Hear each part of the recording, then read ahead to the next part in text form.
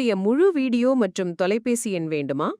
உடனே இப்ப நீங்க பார்த்த இந்த வீடியோ கீழே இருக்கிற இந்த பொம்மையின் கைவிரலை தொடுங்க போதும், முழு வீடியோ ஃபோன் நம்பர் கிடைக்கும். பறிக்க போகிற காளான் அந்த எந்த ஸ்டேஜில் இருக்கும் சொல்கிற பாருங்க. இது நல்லா பூத்து வந்திருக்கும். இது வந்து ரெண்டாவது பறிக்கிறதுனால இது கொஞ்சம் சின்னதாக இருக்குது. இதே விட்டுனா சாயங்காலம் விட்டுனா கொஞ்சம் சுருங்க ஆரம்பிச்சிடும். அதனால் இப்போ பறிச்சாகணும். இப்போ வந்து அவர் காளான் பறிக்க போகிறாரு. காளான் பறிக்கிறதுக்கு முன்னாடி அந்த மாதிரி க்ளவுஸ் போட்டுக்கணும். க்ளவுஸ் போட்டு இந்த மாதிரி பிளேட் ஒன்று எடுத்துக்கணும். க்ளவுஸ் அவர் பறிப்பார். இப்போ பாருங்கள், பறிக்கிறது வந்து கத்திரிக்கோலில் தான் பறிக்கணும்னு இல்லை. இப்போ அவர் திருவினாலே வந்துடும். அவர் பறிப்பார் பாருங்கள்.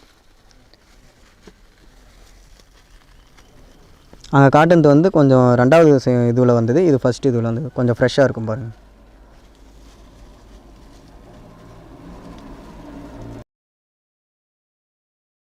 இது வந்து 2 நாள் வச்சுருக்கலாம்.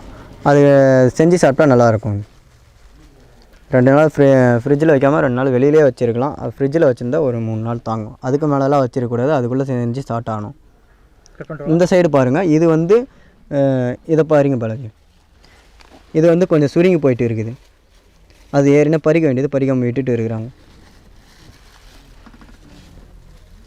இதுதான் சிப்பி காளான். சிப்பி மாதிரி இருக்கிறதுனால இது சிப்பி காளான்னு சொல்லுவாங்க.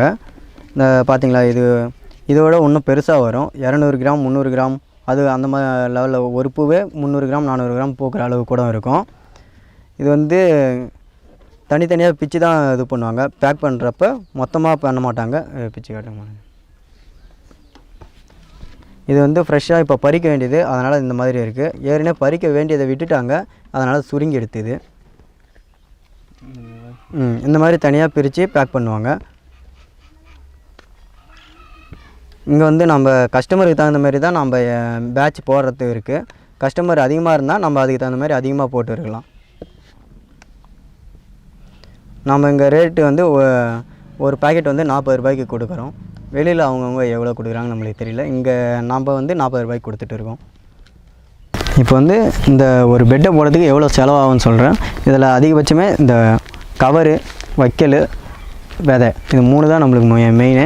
வைக்கல், விதை தான். வைக்கல் வந்து நம்ம கிடைக்கிற டைமில் வந்து அங்கங்கே வாங்கி சேவ் பண்ணி வச்சுக்கிறணும். அது மாதிரி மழையில் நனைஞ்ச வைக்கல்லாம் போடக்கூடாது. நல்லா இப்போ ஒரு 6 மாதத்துக்கு முன்னாடி அறுவடை பண்ண வைக்கலாம், அதை பார்த்து தான் போடணும். அப்படி இல்லைனா கூட அது ஒன்றும் பிரச்சனை கிடையாது. ஆனால் மழையில் நனைய வச்ச வைக்கல்லாம் போடக்கூடாது. அந்த மாதிரி மழையில் நனைய வச்ச வைக்கல்லாம் ஏன் போடக்கூடாதுன்னா நோய் தொற்றுலாம் வரும். அதனால் அந்த மாதிரி வைக்கல்லாம் போடக்கூடாது. இப்போ விதை வந்து அவர் பிரித்தாரில் ஒரு பாதி தான் போட்டுக்கிறோம். இன்னொரு பாதிக்கு வந்து இன்னொரு பெட்டுக்கு போடுறதுக்காக வச்சுருவோம். ஒரு பாக்கெட் விதை வந்து வாங்குகிற இடத்த ஒரு சில இடத்த வந்து 30 ரூபா கொடுப்பாங்க, 35 ரூபா,